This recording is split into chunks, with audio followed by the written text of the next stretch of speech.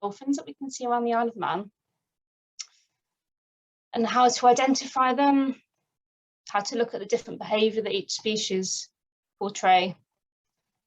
So hopefully by the end of today's session, you'll have a really clear idea of what you can see around the Isle of Man and what they look like, and hopefully go out there and spot some things for yourselves. So hopefully you can all see my screen okay that I'm sharing and hear me okay. So here is my talk about the Manx marine megafauna. So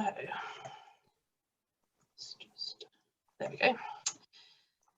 So hopefully most of you all know who we are because you're all here. We are the only charity on the Isle of Man which researches the cetaceans, which use the areas, so that's the whales, dolphins and porpoises.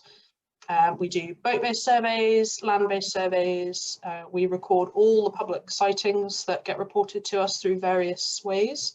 Through Facebook, we have a live sightings app on Telegram, which is a bit like WhatsApp, which is basically a group chat where people can share if they've spotted anything locally.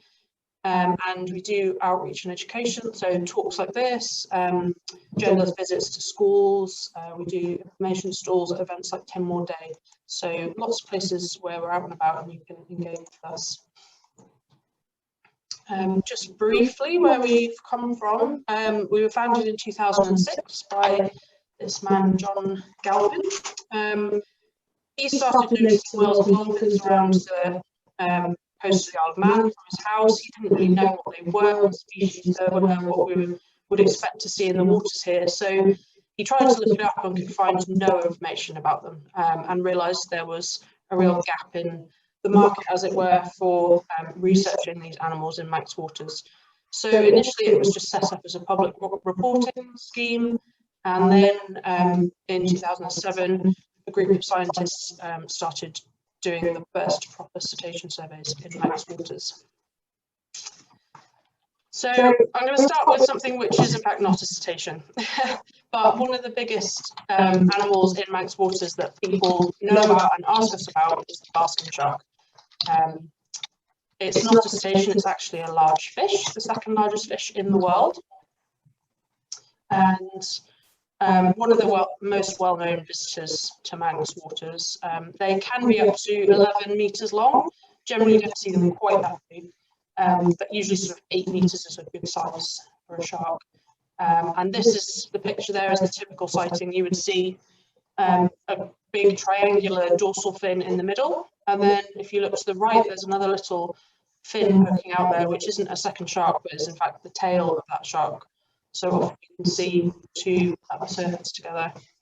And sometimes if the shark's quite high in the water, you can also see its nose just poking out the top as well. And the way to notice that they're different to whales and dolphins is they can stay at the surface like that for quite a long time. And they don't do the up and down motion that the dolphins do. And they also snake side to side as opposed to the up and down motion like the dolphins. Of course, they're filter feeders, they don't have teeth, they're plankton eaters, so they swim underwater like this with their mouths open and just hoover up all the food they come across. So I'm just going to briefly show this little video here. It's quite an old one now, but it's still a really nice video to show what the basking shark's doing, swimming along underwater. It's essentially a very lazy feeding method. They just find a patch of food, open their mouth and swim along. So you can see its gills open there as well, where it filters all the water through and collects all the food.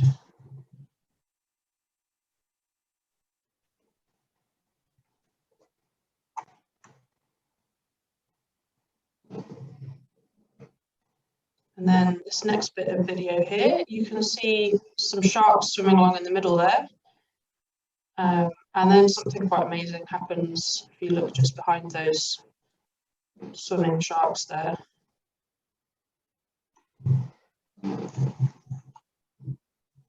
So that is in fact a basking shark breaching. They do breach a bit like you imagine a whale or a dolphin to do. Not as often, but it does get seen sometimes in Manx waters as well. So an amazing thing to look out for. But we'll talk about cetaceans now. That's what we're here. So we have 5 main species that we see in Manx waters that we call our big marine 5. And we'll start with the smallest of those, which is the harbour porpoise. They are resident in Manx waters all year round, as Jen mentioned before. They're the smallest ones that we get here, up to about 1.5 meters, so about the size of Jen, if any of you've met her. Quite small, and you don't see much of them at the surface. So in that top picture there, that bird on the surface is a herring gull, which is, you know, the typical seagull you see around the coast. So if you look at the surface there, you're not seeing much more than the size of that gull. So you're just looking for a very small black motion on the surface. They have a blunt head. They don't have a beak like you imagine a dolphin to. And they have this small triangular dorsal fin, which is just really all you see of them. They eat quite small fish, things like sand eels and herrings. And typically we don't see them in big pods like you imagine dolphin, usually in 1s and 2s, maybe mother-calf pairs. But we do sometimes see bigger groups if there's lots of food around and they're gathering to feed. So those pictures at the bottom there are just the very typical things you see of a harbour porpoise. When it's nice and calm, they're much easier to spot. When there's any kind of waves on the surface, it's really difficult, just because they're so small, they get hidden by the waves. So when it's really flat like that, you can just pick out these fins against the surface. And those are actually 2 pictures from our boat survey that we did last Thursday, when it was really hot. So this is just a little video. There's no sound on these, just to show you the motions that the animals make, and the kind of things you see. So with porpoises, you get these really slow rolling motions at the surface. They're like little tires rolling along. So you just see them popping up and straight back down again.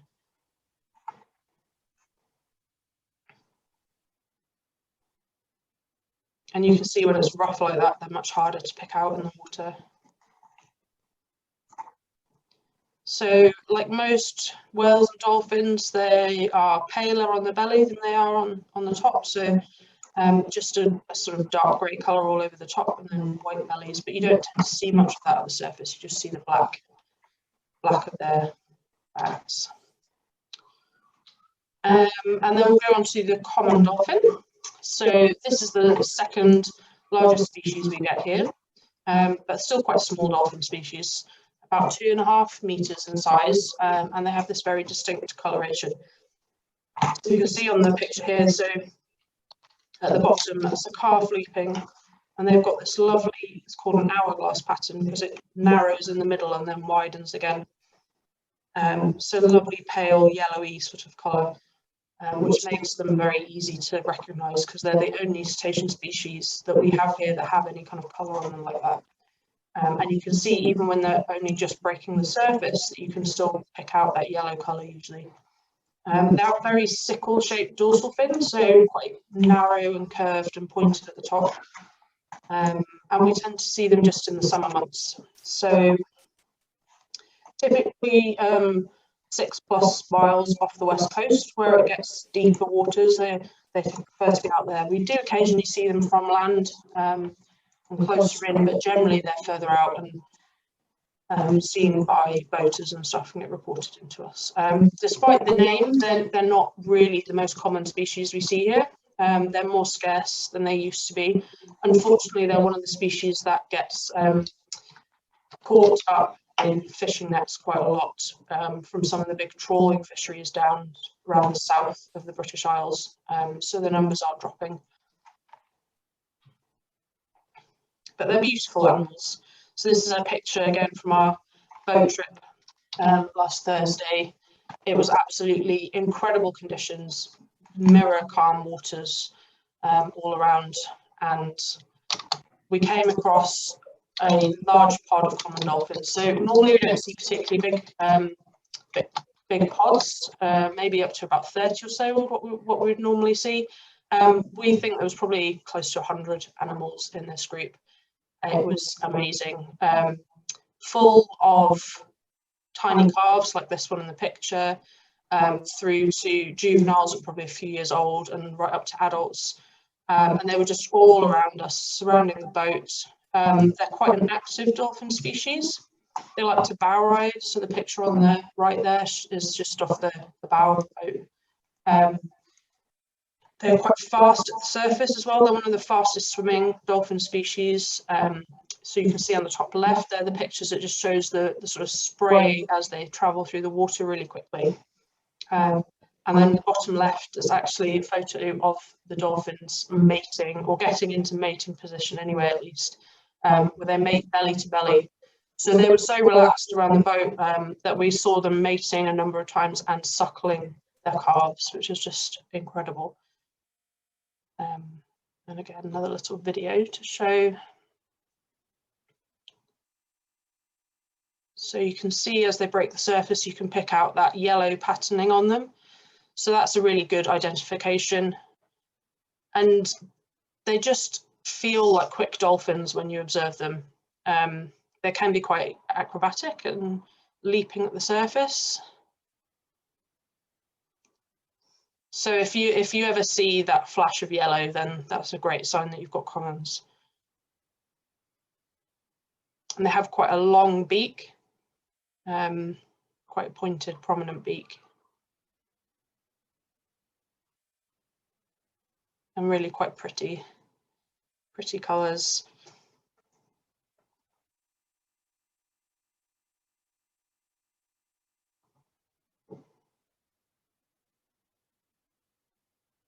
So you see that lovely hourglass pattern where it goes to its narrowest point just underneath the dorsal fin.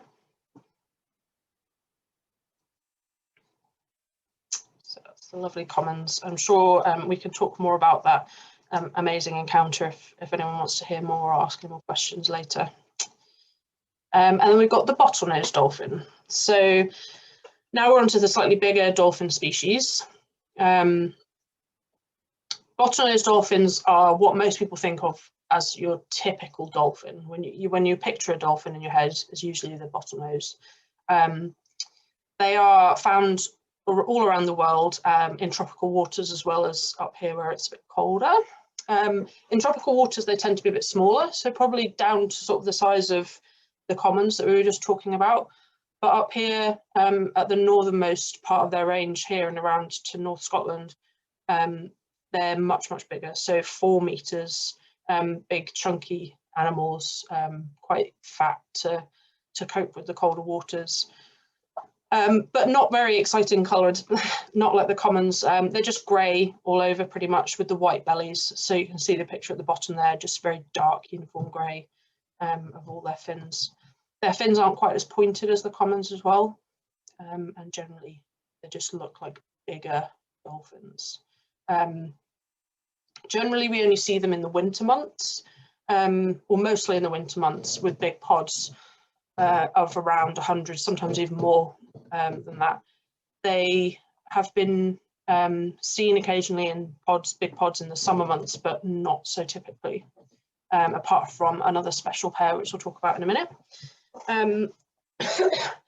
And we know from photographs of the dorsal fins that the ones that we see in the winter, some of them are known from Cardigan Bay in Wales, the pod that's studied down there. So, but some of them aren't recognised from that population. So we think they're using Manx waters in the wintertime to mix with other dolphins from around the Irish Sea. There's good source of food for them here as well, as a place where they can socialise with these other dolphins, possibly with, you know, breeding going on. So typically along the east coast in the winter is a good time to see them. Again, they can be quite acrobatic at the surface. So this is one of our famous pictures of the bottlenose leaping in front of Douglas Lighthouse. And they can leap really high and be quite active. Excuse me. So you can see no real sort of coloration on them or anything. They just look like big grey black dolphins. And you can see they're much bigger. They don't feel quite as fast as the common dolphins that we saw before.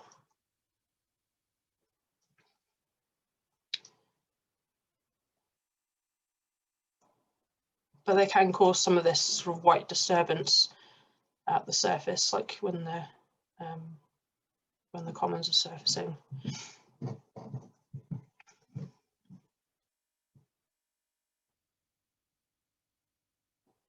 So when they're in the mood, they can really be quite acrobatic. They do like boats sometimes as well, and bow ride possibly.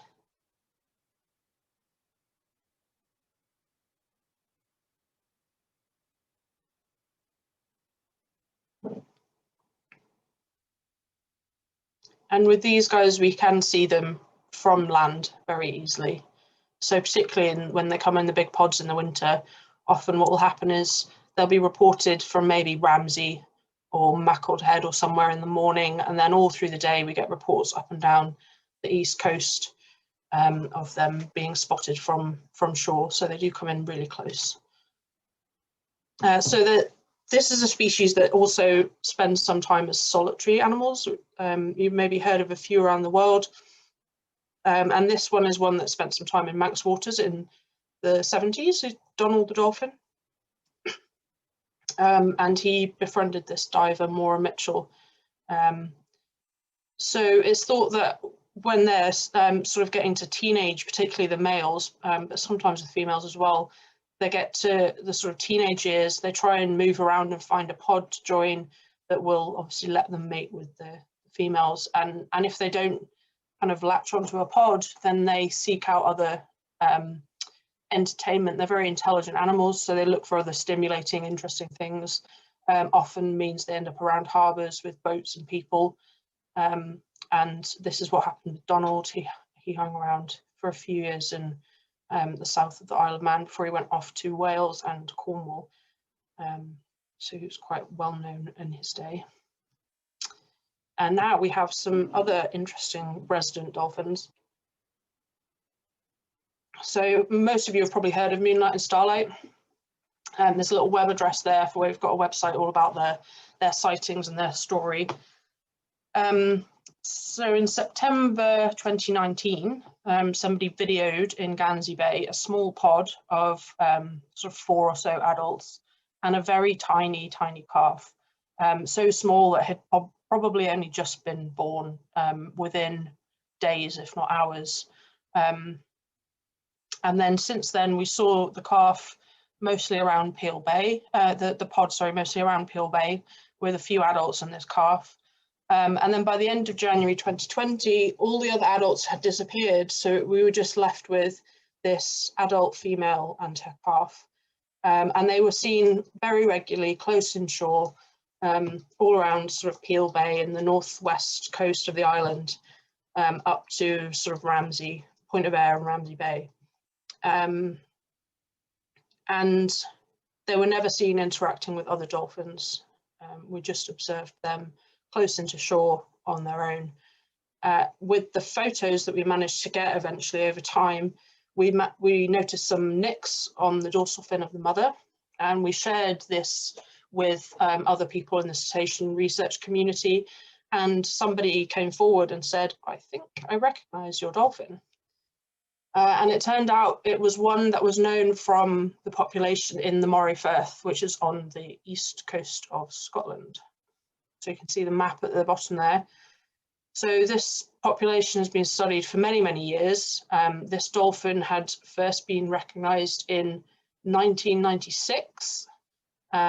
She's a female, obviously, with having a calf, and she's had 3 other calves before, and she is named Moonlight. So all of her calves before are believed to be male. And what happened was that her, along with a group of other dolphins from the Moray Firth, disappeared for a while. They were spotted up on the very north coast of Scotland in March of 2019, and then a few of them were seen around Ireland. A couple of them went as far as the Netherlands. And Moonlight had kind of disappeared. No one knew at the time where she was until this researcher recognised our pictures from the Isle of Man and realised that's who it was. So she obviously was travelling very heavily pregnant, and I suspect she gave birth and decided just to stay here because there was suitable feeding. So she had really no reason to go anywhere else. So they are still currently here. So it's getting on for 2 years now. Starlight, as we named the calf, or as the public named the calf, has grown a fair amount, but is still noticeably smaller than mum, so still recognisable as a calf.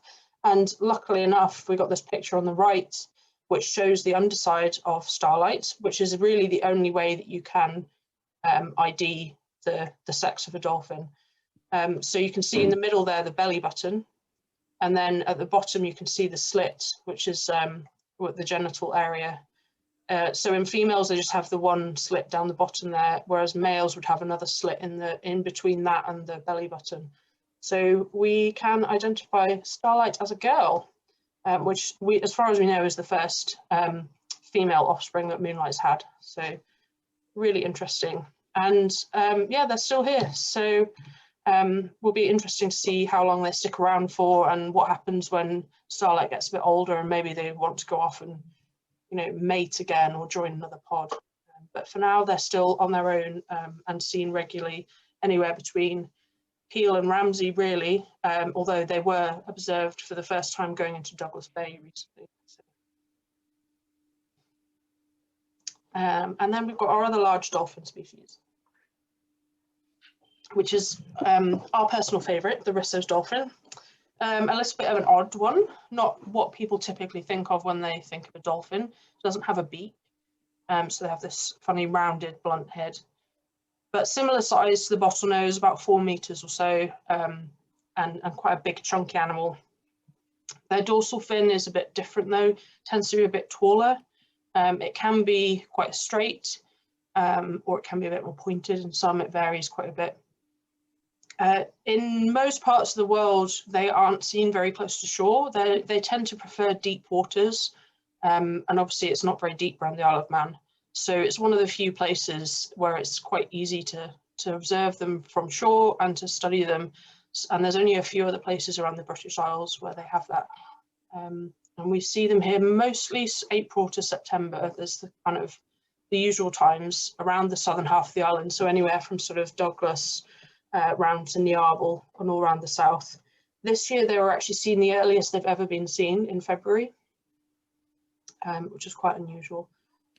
And they eat cephalopods, so squid, cuttlefish and octopus. So again, a bit different to the other dolphin species, which mostly eat fish. And they always also have these amazing white scars. So when they're born, they're this kind of grey colour, quite a dark grey, as they become adult dolphins, and gradually they accumulate these white scars and scratches all over them. This is from interactions with other dolphins, so they'll fight with each other and play fights. They might be aggressive in terms of mating behaviours, so particularly between males, but also on the females as well, they get a lot of these. And it's also from their prey, so from the squid and the octopus, which have the beaks and the tentacles, which they lash out with, obviously, while they're trying to fight off being eaten. So they sometimes get these very white bite marks, like on the pectoral fins that you can see on the dolphins there. And for some reason, it's not really understood why, they keep these white scars and they build up on top of each other over time. So the picture on the right is probably quite an old male dolphin that's just built up so many white scars, one on top of the other, that it's become very pale. But you can see there's a lot of variation in the colouring. The bottom left picture there is a young calf. So when they're very young, they have these yellow faces. So that's a good way to spot that you've got very young calves. And we do see these quite a bit in Manx waters. So there's been a pod around this summer with 5 or 6 young calves with them like this, with the yellow faces. And they have, as I mentioned, quite tall dorsal fins. So occasionally they get mistaken for killer whales because people see these dark animals and flashes of white and they think that the fin looks really tall because it's a bigger dolphin than people expect to see. So, and this is quite typical of the rissos. They feel quite slow at the surface most of the time. Very different to the fast common dolphins, even different again to the bottlenose. And you can see the variation with some animals looking very dark, some looking quite white.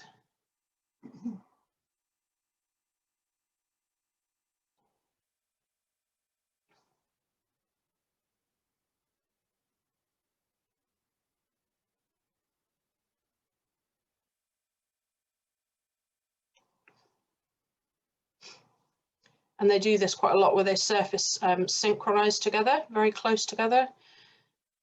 In other parts of the world, in the Azores where they get studied a lot, it's been shown that those pairs, those synchronized pairs are like male friends, they tend to be. This is another behavior that we see quite a bit with rissos.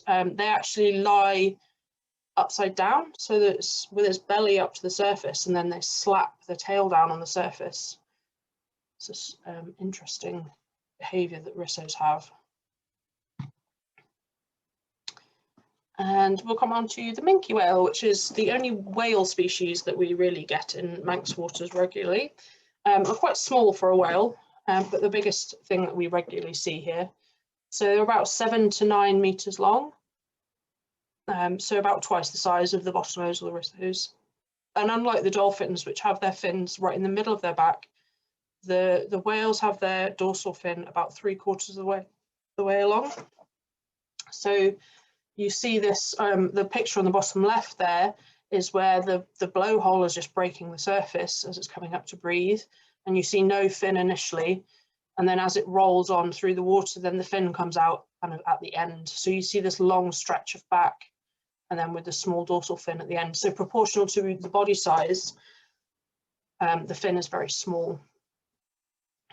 With bigger whales, people typically imagine a blow. You see, you know, them spouting when they come to the surface, but minkies, you don't really see that, hardly ever. It has to be very, very specific conditions where it's humid and calm and there's no wind to blow the blow away. Typically here we see them in the summer, usually off the west coast or around the south, usually a bit further offshore, so you can just about spot them from land with binoculars. And then in autumn, it's the best time generally to see them. They come in much closer on the east coast where they feed on the herring spawning, particularly around sort of Douglas Bay area and this just south of there. So we can see them from Marine Drive even without binoculars. They come in so close you can even hear them blowing sometimes.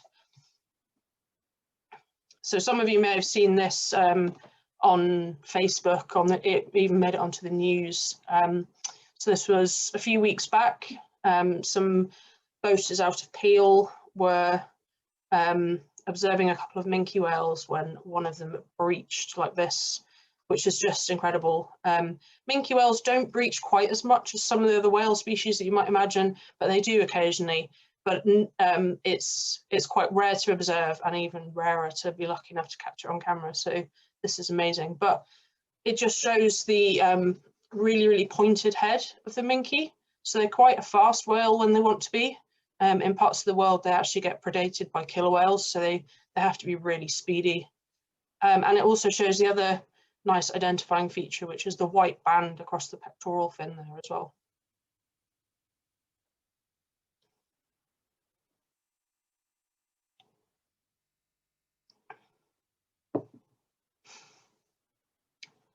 So typically what you see of a minke is they'll come to the surface for about 5 breaths, 5 blows, fairly close together, and then they'll dive for usually about 15 minutes. It's quite a standard kind of diving profile for a minke whale.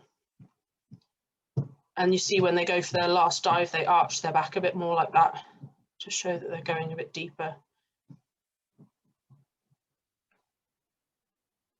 So typically not the most active thing at the surface, but when they're feeding, they can be a bit quicker. You sometimes see them like that, sort of lunging slightly out of the water.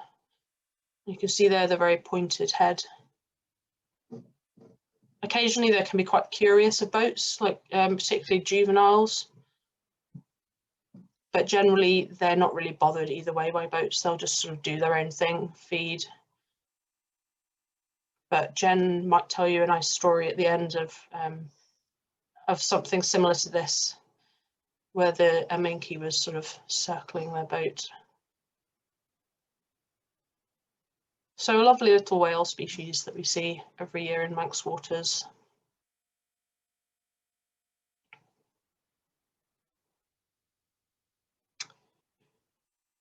So I've gone through that a bit quicker than I was expecting to. I haven't got pictures up, but I can briefly tell you about some of the other species that we occasionally see in Manx waters. So we've had a few confirmed sightings of humpback whales. The last confirmed sighting was 2018, I believe. It's actually a tourist from Manchester. Was down at the Sound taking pictures of birds and saw splashing, and sent some pictures to us, which we were able to identify as a humpback whale pectoral fin, because they have very distinctive long white pectoral fins. As I mentioned, that minke whales you don't really see blowing at the surface, so if you ever see a large whale with a big blow, it's more often than not going to be a minke. So we've seen in the autumn, when we're watching minkies feed on the herring spawning further offshore, much larger whales with big blows visible. So it's possible that they are fin whales or sei whales. So you might know there's a large whale skeleton in the Manx Museum, which is of a sei whale. So they're not particularly common species around this area, but obviously do appear every now and then. And they do get seen around Ireland sometimes, so there's potential that they could be here just if they happen to find a food source as they come through this area. And the same with fin whales, they get seen off Ireland in the deeper water off the west coast. So if they happen to find some food and follow it through the Irish Sea, they might pass through this way. So there's potential that we've seen those bigger whale species off the east coast as well. And another one that people always ask us about is orca, or killer whales. So from sort of 15, 20 years ago, people tell us stories of seeing these, and they describe it quite clearly that probably is killer whales that they've spotted. But recently, we haven't had any confirmed sightings of them at all. We've never had a picture of them in Manx waters. There's a small population that lives off the west coast of Scotland, known as the West Coast Community. There's not many of them left now, unfortunately. They've been affected by pollution and they haven't bred for many years. There's two big males, which are quite well known. You may have heard of them on social media and things, called John Coe and Aquarius. And those two get seen sort of roaming around. And particularly this year, actually, they've moved around quite a bit. They've been seen off Ireland, off Cornwall, they've been seen in the English Channel, they've been seen off Wales a few times. So there's a possibility that they might pass through this area, but I would suspect mostly they're going to go around the west coast of Ireland and around the south. So again, they wouldn't really stick around here if they were spotted. They'll probably just pass through. Unfortunately, the rest of the West Coast community, although they haven't, I don't think, officially been declared dead yet, they haven't been seen for many years. So there's not really any other killer whales that could be using this area. There are other whales that are seen up in the north of Scotland.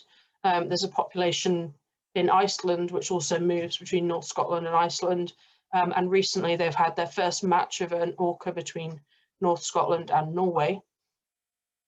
So there are other whales that use that area, but they've never been seen further south than sort of that North Scotland region where they get seen.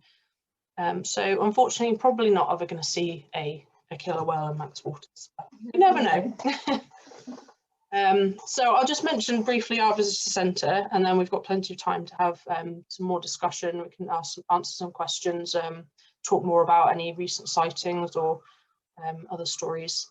So hopefully most of you know we have a visitor centre on Peel High Street, lots of information about the local species, where to spot them, spotting tips, We've got sounds of the whales, we've got bones on display, some things for kids to do, activities and colouring and so on, and some merchandise and bits and pieces. So we're open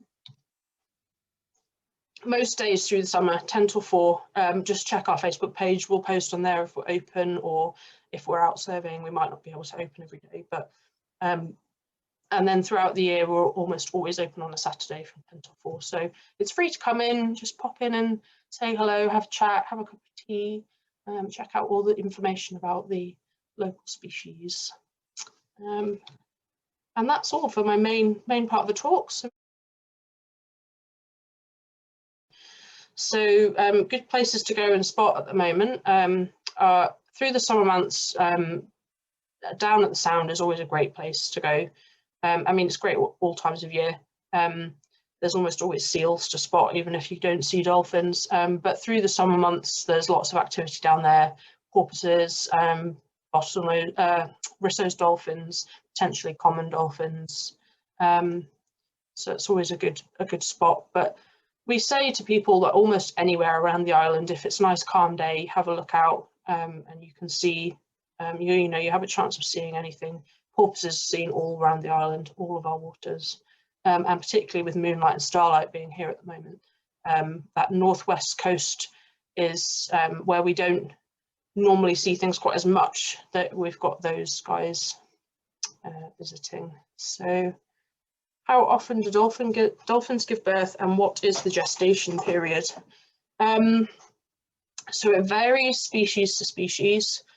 Typically, a good rule is the smaller the animal, the shorter the gestation and the more often they can give birth. So something like a blue whale gives birth once every maybe 3 years, 4 years, something like that it could be. Porpoises could potentially give birth every year, I believe. But generally they don't do it every year. Whales and dolphins only ever have one calf at a time. It's extremely, it uses a lot of energy to have the calf and to suckle it. They get suckled on extremely high fat milk. So it uses a lot of energy from the mother to produce that milk and feed them. So they don't usually give birth every year, because they kind of need a break year in between to recuperate before they give birth again. With something like the bottlenose dolphins, it would probably be a couple of years. That starlight is, for example, with moonlight, is dependent on moonlight. So she's probably still suckling occasionally from mum, just as a little extra food boost while she's learning to hunt and picking up all the skills she needs to hunt on her own. And then what tends to happen is, as they get a bit older, maybe moonlight will become pregnant again, and once she gives birth, she will then sort of pick starlight off and like make her move away a bit. So we actually think that the first dolphins that were seen with moonlight and starlight were two of Starlight's other kids. It's not 100% because the pictures weren't great, but it looks like it was possibly two of her sons.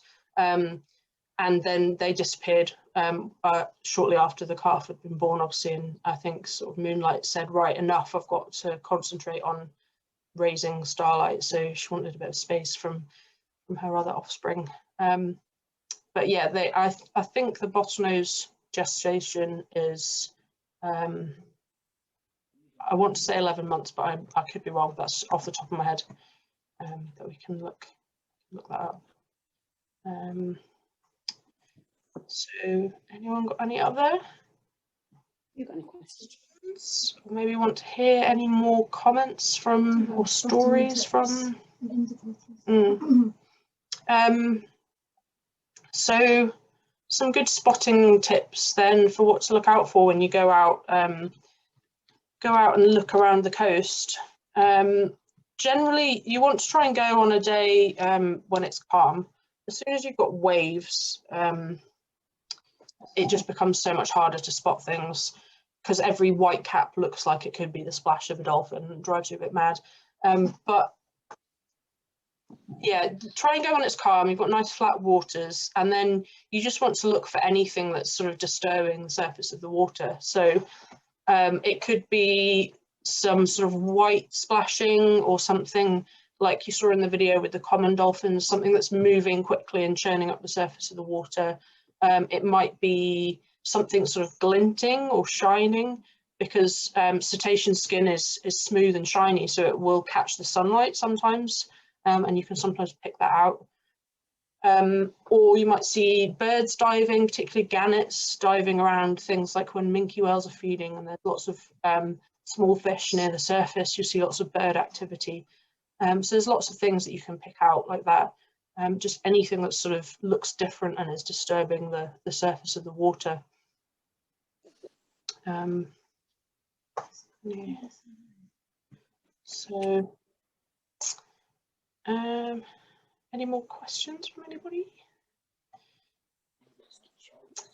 I might let Jen tell you her nice story of their minke whale encounter on a boat trip they had, and maybe she can tell you a bit more about our amazing boat trip we had last Thursday. Hopefully you've seen some of that on Facebook, some of the videos we've posted. So I will mute myself for a bit and pass over to Jen.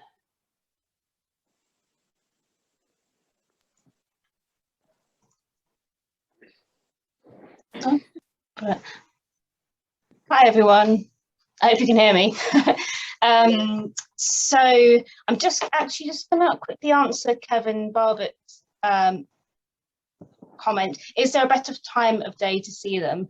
No, it's the short answer. There's no particular time of day to see cetaceans. There's not even any particular tidal state. You can see them any time from early morning through to dusk. It would be very, very helpful if we could set them by a clock and know when they're coming in, but alas, they do not. So really the best thing is, as Bryony said, is to go out on a calm day and look through your binoculars to try and spot them. Another thing is diving birds. So if you see, especially gannets flying around, gannets have really, really exceptional eyesight.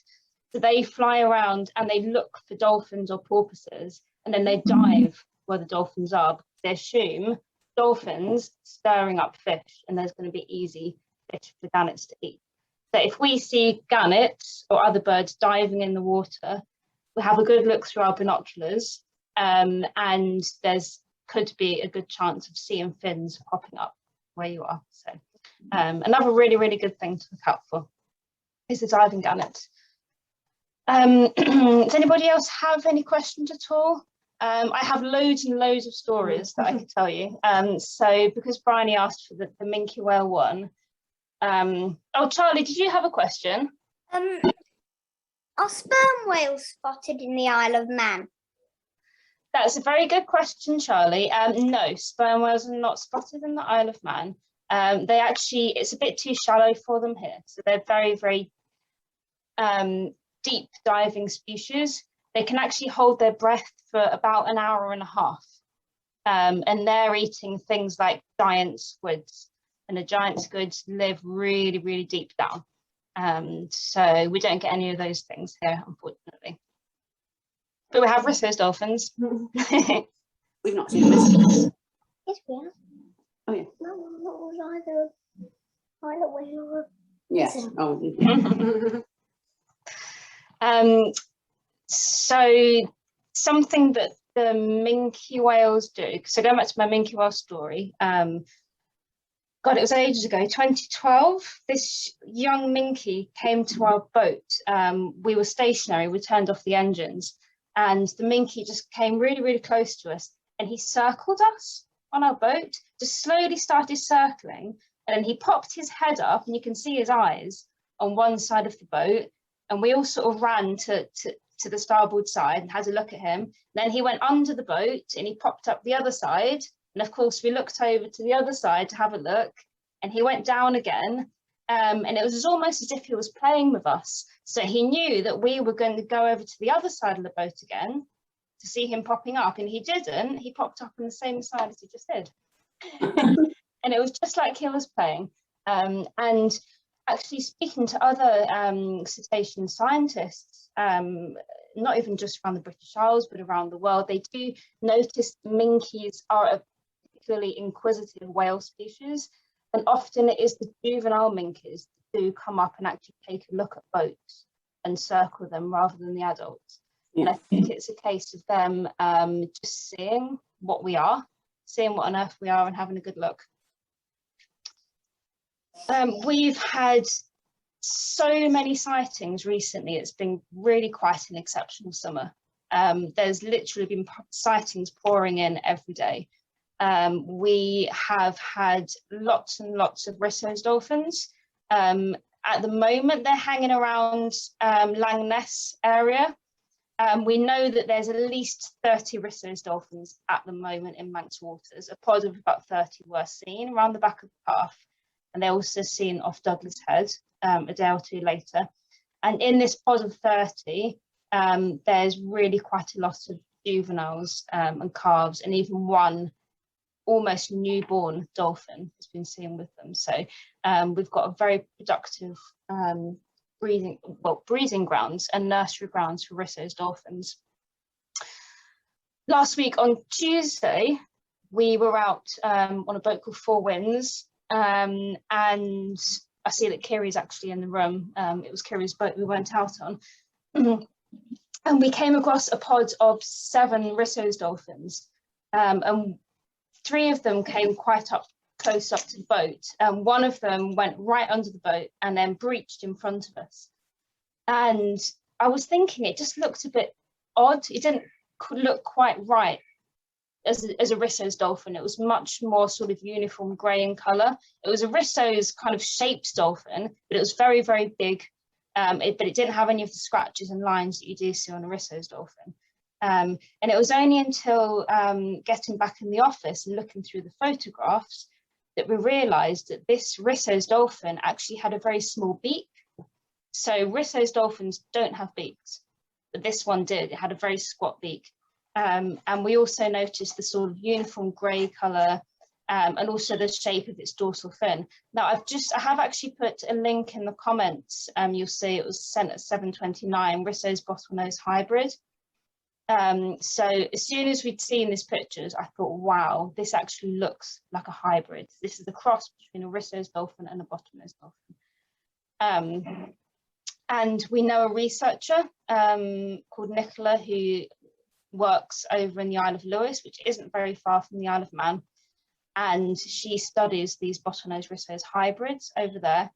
And she was able to confirm that this is very highly likely to have been one of these hybrids. She's the only person studying them in the wild anywhere on Earth. And actually, this study site of the Isle of Lewis and now us, and one that was seen off Bardsey, are the only ones that have been seen in the wild and actually noted. There's nobody else researching them. So it's really, really incredible and so exciting that there's this dolphin cross that's come to the Isle of Man. Like, what an incredible place we have here. We have had loads and loads of common dolphins recently as well. Yes, Charlie? We've also had a sunfish in the Isle of Man. Yes, thank you very much. We have had a sunfish in the Isle of Man. It was last week. It was on Thursday last week, so that was the 22nd, and it was only 1 mile offshore, and it was seen off a mile out from Bradderhead, which is Port Erin, for anyone who doesn't know. And somebody took a video, and it is definitely 100% sunfish. They've got this weird, like, floppy fins that go flop, flop, flop, flop, flop at the surface. And that's probably, we think we might have had 1 other sunfish confirmed in the last 10 years. So only two in 10 years. So really they're not something that you would expect to see around the Isle of Man. Wales get them, and also Cornwall gets sunfish, but not typically Manx waters. So very interesting. Does anybody else have any questions at all? We've got about 9 minutes left. Or any stories you would like to share with us? Or any tips that anybody would like? You're going to get on your boat, aren't you? Do you want to put yourself on mute, Mandy and Charlie, unless you want to ask a question? Mute. We've had loads of common dolphins recently. We were on Thursday about 11 nautical miles west of Port Erin, and we actually saw this massive pod of commons right on a distance, and it honestly looked like birds diving. There were so many of them leaping out of the water. That's how it appeared to me anyway.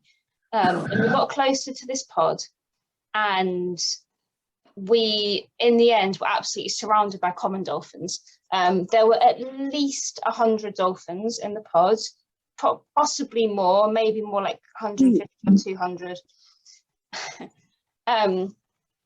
And there were lots and lots of babies, so lots of calves in the pod. We saw 2 pairs of common dolphins mating from the boat, and we also saw a mother with her calf suckling from the boat as well. So really remarkable thing to see. And another incredible sign to show how productive Manx waters are for whales and dolphins. Like the fact that we've got these really young dolphins and so many of them in abundance is just a really good sign that our waters here are healthy. And that's really the whole point of studying whales and dolphins is because, I mean, they're incredible. It's not just that they're beautiful, but they are such a key indicator species as to the overall state of the marine environment.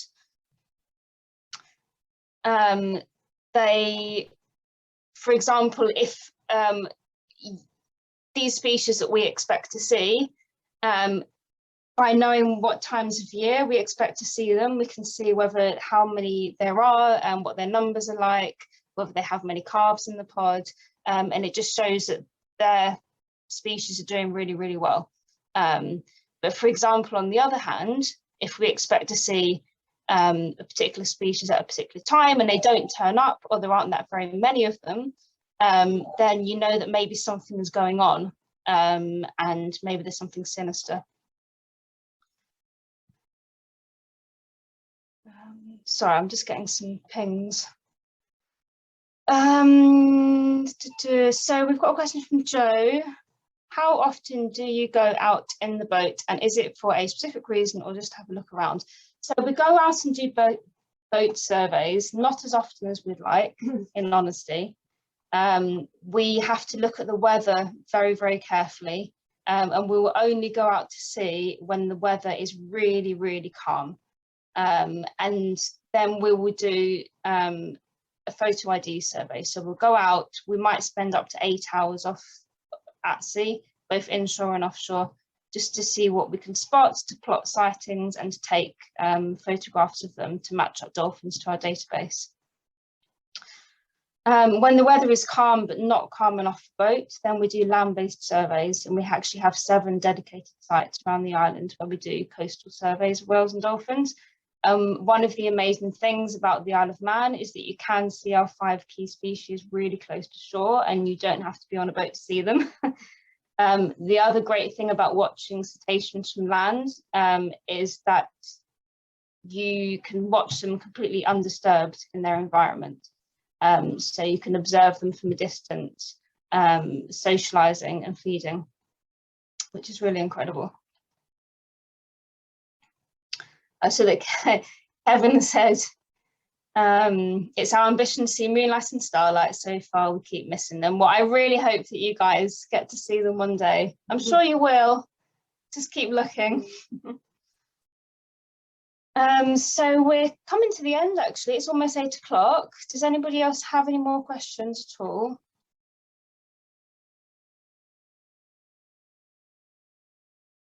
Nothing. So if you guys do see anything, please report all sightings to us. Everything is valuable, even porpoises. And they all get compiled on our database, which you can see on our website. So type Maxwell and dolphin watch into Google, go into the recent sightings list. It's updated quite often, and you'll see just how many sightings we've had recently. So if you want to know kind of what's around and where, then do have a look at the recent sightings page.